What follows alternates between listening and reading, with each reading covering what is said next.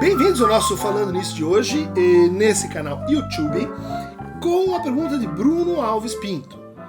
Dunker, é possível uma pessoa resolver todas as suas neuroses? Se isso acontecesse, o que sobraria? Alguém pleno? Ou só psicóticos e perversos vivem sem neuroses?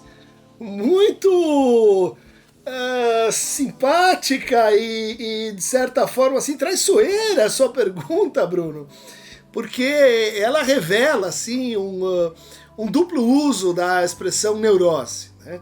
Eu acho que aqui você está se referindo a neurose como um conjunto assim, de inquietações, de insatisfações crônicas, de repetições, de sintomas, de tudo isso que não torna alguém assim pleno, né? Você tá opondo. O neurótico é aquele que tem uma vida que de certa forma foi corrompida, uma vida que fica aquém de si mesma, uma vida que não se realiza plenamente nos seus próprios termos. E eu acho que tem algo, né, na definição que você está trazendo aqui, mas a ideia de neurose ela é mais simples e, de certa forma, menos pretensiosa do que assim, o conjunto da nossa vida, né? Ou o que nós somos. Nós não somos apenas nossa neurose, nós nos definimos pela nossa neurose ou pela nossa psicose. A neurose, a psicose ou a perversão, elas são maneiras de estar na linguagem. Elas são estruturas, né? Elas não são doenças que a gente assim ficaria melhor se a gente tirasse elas da nossa vida, né?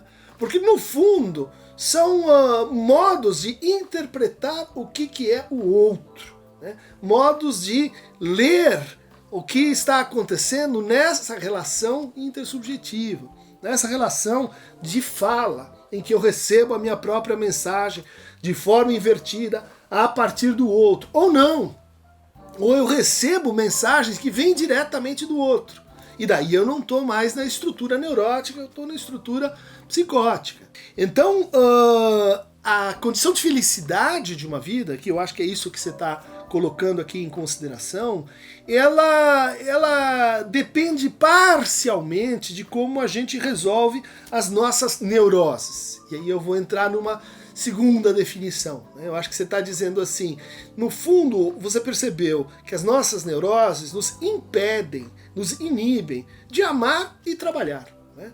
Elas propõem pra gente uma forma de amor muito reduzida, excessivamente cheia de condicionais, covarde, muitas vezes assim emburrecida, que não é capaz o quê? De colocar em primeiro lugar o desejo. O neurótico coloca em primeiro lugar o seu eu, o seu narcisismo, as suas defesas, o seu recuo diante do fato de que a neurose é uma forma típica de resolver conflitos e uma forma típica de evitar os conflitos. Não se dedicar a elas para produzir algo que pode ser inclusive uma transformação de si, do mundo, do outro, né?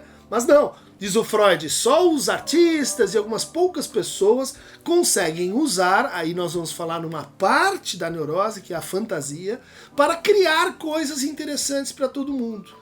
A maior parte dos neuróticos usa a sua fantasia para quê? Para criar sintomas, para criar restrições, para criar modos de funcionamento que, por exemplo, vão impingir sofrimento ao outro. Ou então vão aumentar aquele sofrimento que já vem e que já é parte da vida.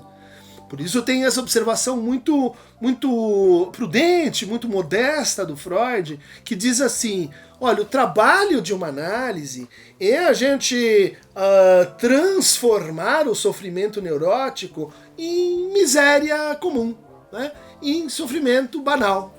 E o fato de que sem a neurose o que a gente tem é a vida tal qual ela é, né? E isso não quer dizer felicidade, isso não quer dizer assim que você vai se tornar uma pessoa genial, que você vai se tornar alguém assim espetacular ou talentoso, porque em geral Isso já é um produto do quê? Dos nossos complexos infantis, né? Que fazem a gente imaginar que a gente tem que ser alguém super, mega, hiper, duper para poder ser reconhecido, amado, para poder fazer valer seu desejo, para poder estar de forma interessante, construtiva na vida e no mundo. Então, a gente pode pegar na tua pergunta também o seguinte, né? Qual é o sentido do tratamento? A gente tem o inconsciente, e esse inconsciente nos prega peças, esse inconsciente governa a nossa vida, e daí a gente faz uma análise, mas essa análise nunca vai conseguir esgotar completamente o inconsciente. Nós vamos continuar a ter sintomas, nós vamos continuar a ter fantasias, a gente vai continuar a ter inibições, a gente vai continuar, no fundo, com aquelas mesmas condições que são condições estruturais. Então, o que é que muda? Bom, você está advertido disso. Você sabe como isso é produzido. Você tem uma opção extra de recuar diante da intensidade e diante do fato de que são essas as condições que governam a sua vida. Então, depois de uma análise, a gente poderia dizer assim, a vida volta para sua mão. Você pode governá-la, né? Você pode dar um destino que seria assim, propriamente o seu. Não o destino que seus pais queriam para você, ou que você acha que seus pais queriam para você, ou o destino que você acha que a sociedade queria para você, o destino que você acha que o outro inventou para você. Bom, mas isso não significa necessariamente alguém pleno. Isso significa, talvez, alguém um pouco mais emancipado, um pouco mais desalienado, um pouco menos, assim, enganado pela sua própria fantasia inconsciente. Mas o inconsciente está lá. Acho que nenhum programa clínico interessante pode advir da ideia de extirpar o inconsciente, de tornar alguém, em vez de neurótico, o que seria o normal? Não tem estrutura normal na psicanálise, né? Você pode escolher uma dessas três. Mas, voltando, né, ao ponto, nem tudo é estrutural no tratamento, nem tudo é estrutural na produção dos sintomas, nem tudo é estrutural na maneira como a gente lida com a nossa fantasia, com o nosso gozo, com os nossos parceiros. Quando você diz só os psicóticos ou os perversos vivem sem neuroses, aí eu acho que eu não vou concordar, porque você está fazendo neurose sinônimo de sofrimento, de embaraço, de angústia, né? Psicóticos e perversos sofrem à sua maneira, sofrem de um outro jeito.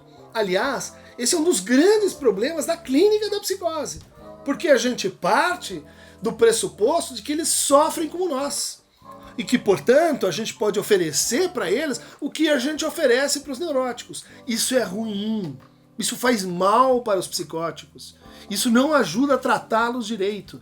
E é só por isso que existe um raciocínio, então, diferencial, um diagnóstico diferencial, psicose e neurose, né? Algo análogo e mais semelhante se poderia dizer também com relação aos perversos, né?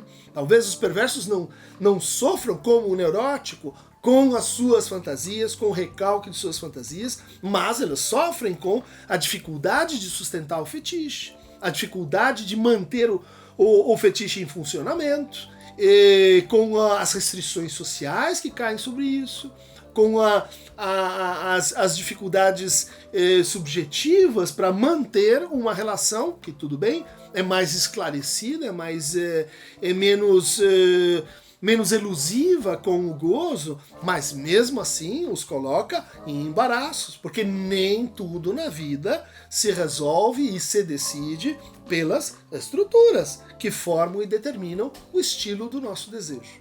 Para mais fragmentos neuropsicoperversos, clique aqui em Aqueronta Movebo. E, como bem disse o Bully, e esse seria então o nosso último falando nisso, porque resolvidos todos os conflitos, todas as dúvidas, todas as perguntas, com essa meta-pergunta de Bruno Alves Pinto, nós agora podemos passar para o estado angelical, supra-humano, em que a neurose terá ficado para trás. Só que não. Até a próxima.